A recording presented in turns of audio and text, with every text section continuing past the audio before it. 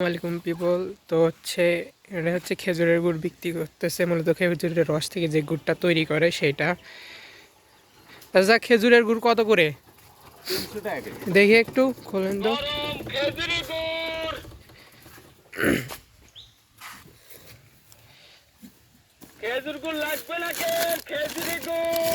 এই যে এটা মূলত হচ্ছে খেজুরের গুড়, এটা একদম খাঁটি খেজুরের রস থেকে তৈরি। এটা কোন জায়গায় তৈরি হয়?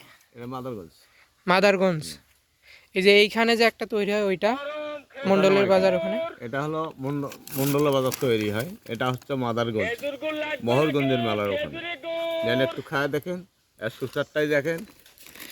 এইটা হচ্ছে সেই খেজুরের গুড়। জুবাই টেস্ট করে দেখো তো কীরকম লাগে। ঠিক আছে।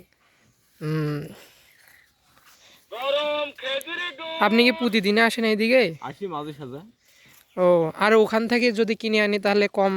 ওখানে গুড় তো অরিজিনাল গুড় পাবেন না, ওখানে গুড় পাইবেন চিনি মিশালে তো।